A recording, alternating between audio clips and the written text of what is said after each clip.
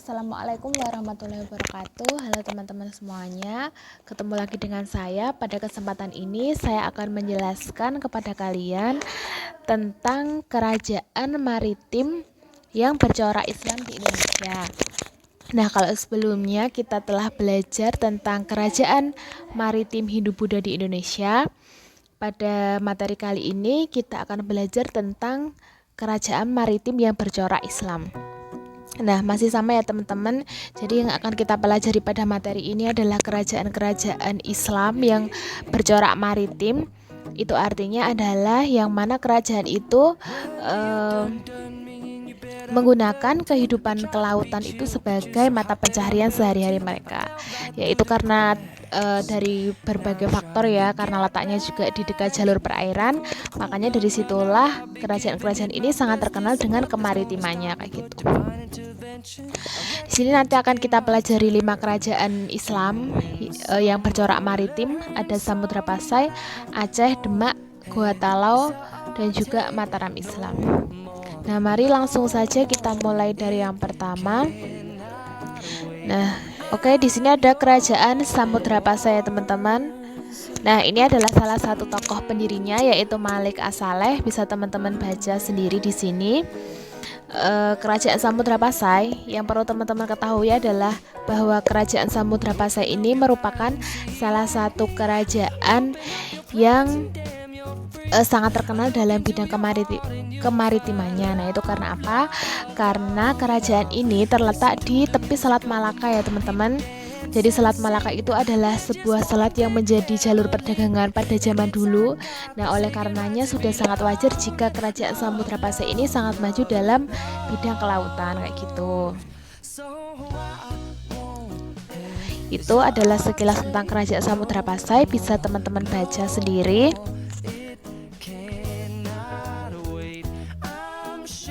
Masuk kerajaan yang kedua. Nah, masih di kerajaan maritim yang kedua ya teman-teman. Ini ada kerajaan Aceh Darussalam. Jadi di sini ada berbagai macam kehidupan dari kerajaan Aceh Darussalam. Ada kehidupan politik, ekonomi, dan juga kehidupan sosial. Dari kehidupan politik jelas kerajaan Aceh Darussalam dengan raja yang terkenal ya teman-teman. Ada Sultan Iskandar Muda, yang mana pada masa ini kerajaan Aceh Darussalam mengalami masa kejayaan. Nah, kemudian kehidupan ekonominya yang yaitu dijelaskan bahwa lada itu merupakan hasil utama dari kerajaan Aceh Darussalam ini, yang mana semua kekayaan dari kerajaan Aceh Darussalam itu juga diperoleh dari hasil lada mereka ya teman-teman kayak gitu. Kemudian kehidupan sosialnya jelas bahwa karena di sana itu di Pulau Sumatera, perlu teman-teman ketahui bahwa sampai sekarang pun juga sistem marga masih diterapkan di sana. Jadi dulu pun juga seperti itu teman-teman. Jadi dulu ada 2 golongan di kerajaan Aceh Darussalam, itu bangsawan dan juga golongan ulama, yang mana kalau golongan bangsawan itu bergelar teku dan golongan ulama itu bergelar tengku kayak gitu.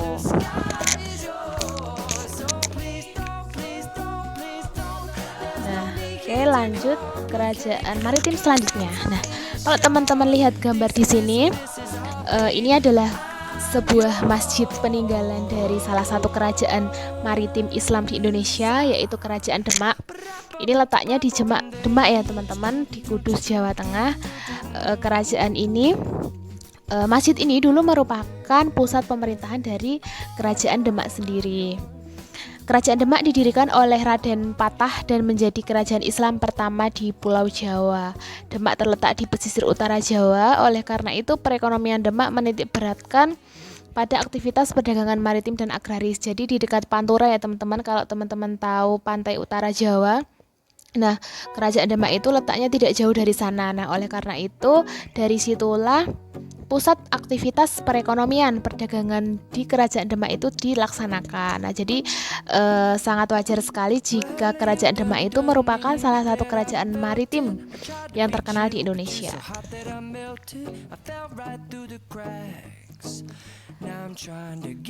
Nah, masuk kerajaan maritim yang selanjutnya ya teman-teman. Ini adalah kerajaan Gorontalo, yang mana kerajaan ini terletak di Makassar. Kalau teman-teman lihat, tokoh ini merupakan salah satu tokoh di kerajaan tersebut. Itu adalah Sultan Hasanuddin ya teman-teman. Ini juga ada beberapa kehidupan di kerajaan Gorontalo yang dijelaskan di sini. Bisa teman-teman baca sendiri.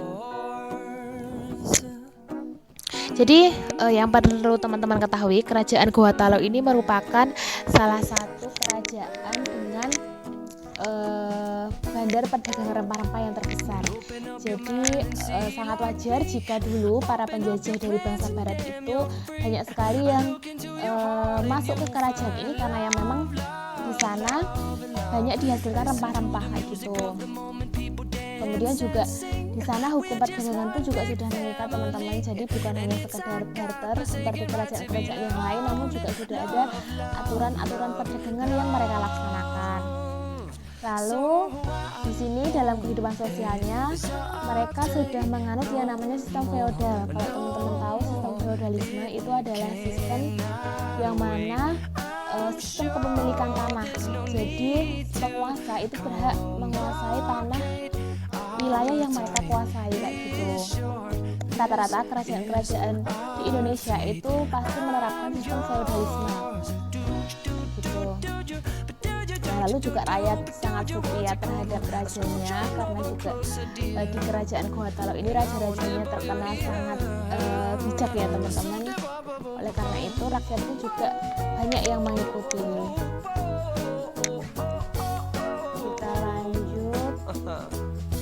Nah, ini adalah kerajaan yang tidak jauh dari daerah kita ya teman-teman. Jadi kalau teman-teman lihat Keraton Jogja sekarang, itu merupakan sebuah kerajaan Mataram Islam yang dulunya juga menjadi salah satu kerajaan yang terkenal di Jawa ya teman-teman. Di kerajaan Mataram Islam ini kenapa saya jelaskan ke kalian, karena kerajaan ini adalah kerajaan yang berada di sekitar kita, bahkan di tempat kita sendiri, di daerah kita sendiri sudah seharusnya teman-teman tahu tentang sejarah kerajaan Mataram Islam. Kerajaan Mataram Islam didirikan oleh Ki Ageng Pamanahan pada abad ke-16.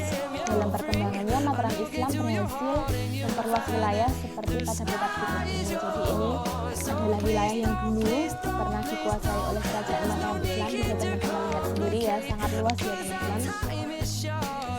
Kemudian kerajaan Mataram Islam itu mencapai puncak kejayaannya ketika dipimpin oleh Sultan Agung. Nah, lalu Sultan Agung berusaha menjadi kerajaan besar dengan cara menyerang VOC di Batavia. Kemudian juga Sultan Agung ini mempelopori pesatnya kebudayaan Mataram. Maka kalau kita lihat Jogja ini merupakan sebuah kota budaya, itu juga warisan dari kerajaan Mataram Islam itu sendiri teman-teman, yang sudah seharusnya kita lestarikan sampai sekarang.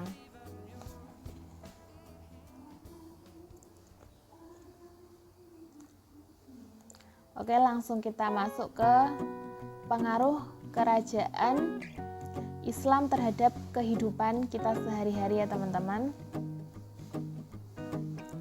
Nah, di sini ada beberapa pengaruhnya. Jadi kehidupan kerajaan Islam dulu itu ternyata sangat besar pengaruhnya terhadap kehidupan kita sekarang. Meski kita sudah tidak dalam bentuk kerajaan lagi, namun pengaruh-pengaruh kehidupan dan kebudayaan itu masih ada sampai sekarang dan masih kita lestarikan kayak gitu teman-teman. Nah, ini pengaruh kerajaan Islam yang masih ada di Indonesia itu dalam bidang pemerintahan itu adalah penyebutan kerajaan berubah menjadi kesultanan atau kesunanan. Nah, makanya di Solo pun juga ada Kesunanan Surakarta, di Yogyakarta pun juga ada Kesultanan Yogyakarta. Itu salah satu pengaruhnya. Kemudian juga dalam menjalankan pemerintahannya, raja atau sultan dibantu lembaga penasihat yang dikenal dengan sebutan Majelis Lama. Lalu dalam bidang ekonomi, penerapan pajak dan bea cukai dalam perdagangan dan pelayaran, ternyata pajak, bea cukai dan sebagainya itu sudah ada sejak masa kerajaannya teman-teman. Mungkin karena kedatangan dari bangsa barat makanya kita mengenal itu semua. lalu juga keberadaan sistem saham untuk membagi keuntungan dalam aktivitas perdagangan. Bahkan saham pun juga sekarang sudah sangat menyebar luas, tidak hanya dalam bidang perdagangan tapi juga dalam bidang jasa seperti itu. Nah, ini seni dan budaya teman-teman, bisa teman-teman lihat gambarnya sendiri. Ini ada upacara grebek Maulid Nabi ya, biasanya kita adakan di setiap tahun oleh Keraton Jogja. Nah, lalu juga masjidnya masih berdiri sampai sekarang, berdiri megah, banyak juga akulturasi di sana. Lalu juga kitab-kitab itu juga merupakan peninggalan dari kerajaan Islam di Indonesia. Nah, itu tadi merupakan bagaimana sejarah kerajaan maritim Islam yang berada di Indonesia ya teman-teman. Jadi memang kerajaan-kerajaan itu telah meninggalkan banyak sekali peninggalan dan juga kebudayaan yang masih kita kenal sampai sekarang.